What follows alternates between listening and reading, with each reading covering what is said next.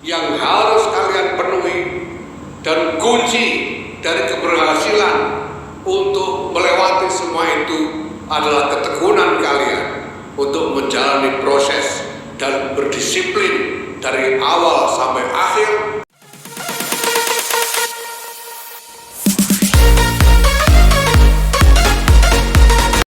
Penting sekali untuk dijawab supaya bukan hanya urusan kita di dunia ini beres, tapi urusan kita dengan Allah Subhanahu wa Ta'ala juga beres. Nah, Bapak Ibu sekalian yang saya hormati, saya ingin katakan kepada para sarjana baru ini, pertama, kelulusan kalian ini tidak membuktikan apa-apa terkait program studi yang kalian ikuti. Tidak membuktikan bahwa kalian sudah ahli di dalam program studi yang kalian ikuti. Tidak membuktikan bahwa kalian ini sudah punya kapasitas yang unggul, yang bisa mengalahkan orang lain di dalam bidang-bidang yang kalian ikuti studinya. Tidak. Kelulusan kalian ini hanya membuktikan bahwa kalian selama belajar di UNU Jogja ini, UNU Blitar, di UNU Blitar ini, ya, mungkin 4 tahun di UNU Blitar ini, kalian sudah membuktikan berhasil mengikuti berbagai macam program, berbagai macam kewajiban, dan berhasil menetapi disiplin di dalam mengikuti program studi yang kalian jalani. Ujian-ujian kalian lewati, tugas-tugas membuat karya tulis kalian selesaikan, tugas-tugas ilmiah yang lain kalian selesaikan. KKN, ada KKN nggak di sini? Kuliah kerja nyata ada ya, sudah kalian ikuti. Ini berarti menunjukkan bahwa kalian sebetulnya punya kemampuan untuk menjalani proses dari awal sampai selesai. Bahwa ketika kalian mulai masuk, kalian sadar kalian memulai satu proses, membutuhkan waktu tertentu, membutuhkan pengerahan berbagai macam kemampuan yang kalian miliki, mulai dari kemampuan pikiran, kemampuan fisik, sampai dengan kemampuan biaya, saya kira. Dan kalian sudah membuktikan berhasil melewatinya. Selamat.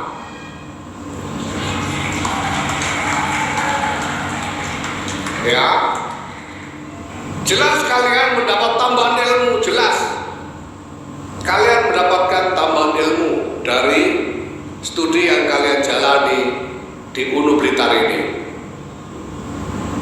Walaupun sebetulnya seandainya kalian tidak kuliah di sini, tapi mau belajar sendiri, mungkin kalian juga akan mendapatkan tambahan ilmu yang sama dengan mereka yang belajar di UNU Blitar ini.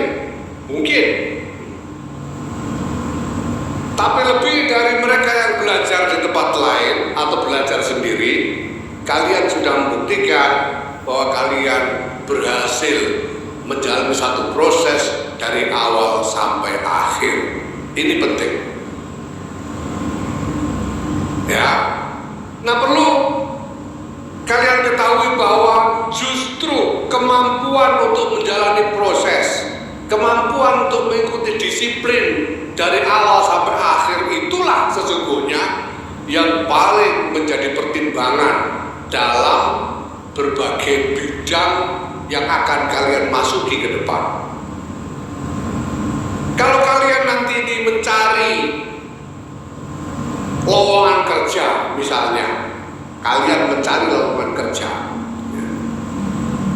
Yang pertama kali dihitung oleh pemilik lowongan kerja itu bukan soal program studi kalian, tapi kemampuan kalian berdisiplin menjalani proses dan menyelesaikannya.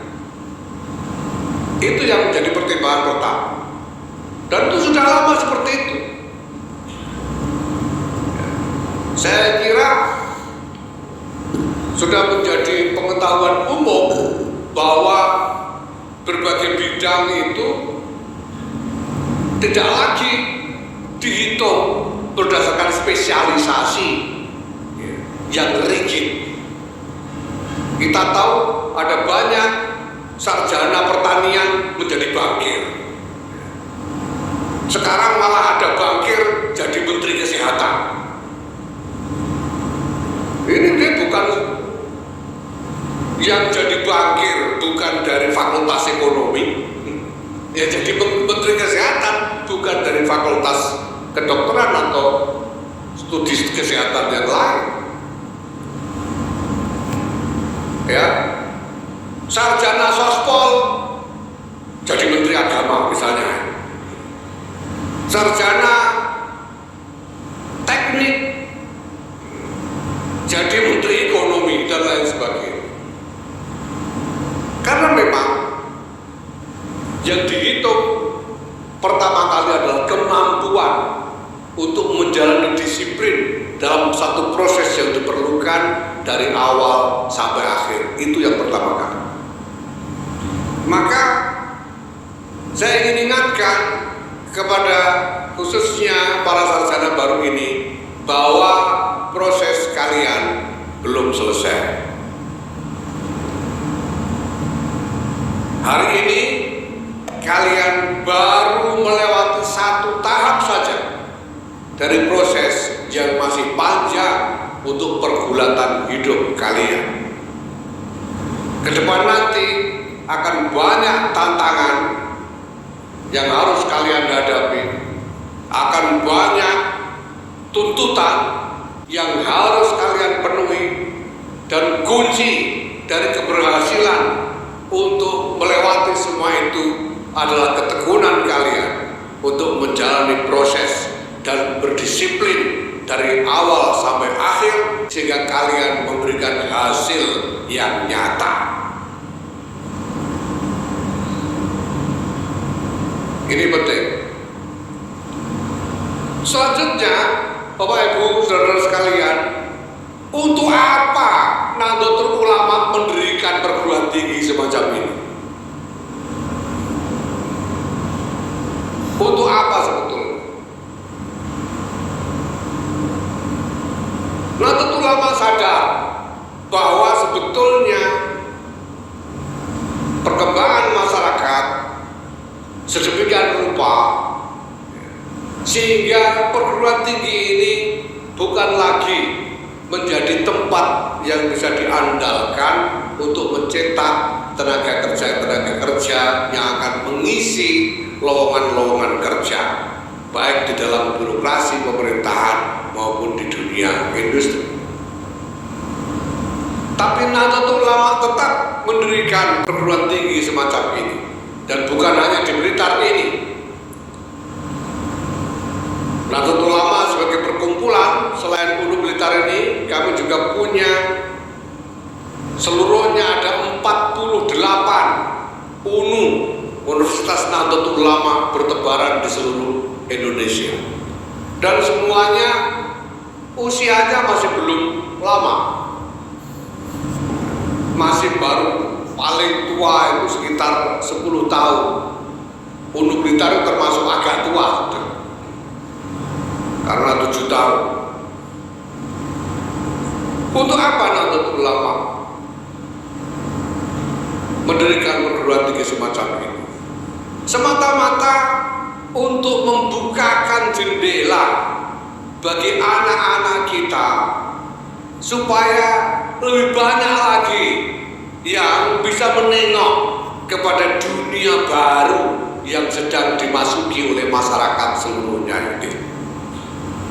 Karena kita tahu juga bahwa di dalam realitas lembaga-lembaga pendidikan tinggi, perguruan-perguruan tinggi, universitas-universitas yang dimiliki, didirikan, disediakan oleh pemerintah tidak atau belum mencukupi, belum cukup memberikan akses kepada masyarakat luas.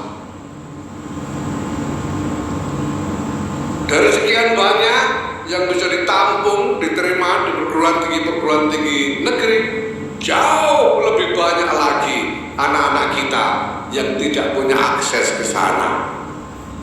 Maka Nahdlatul Ulama ingin membantu membukakan akses itu untuk masyarakat, supaya anak-anak kita ada lebih banyak lagi yang bisa mendapatkan akses menengok jendela masa depan bagi kita semua.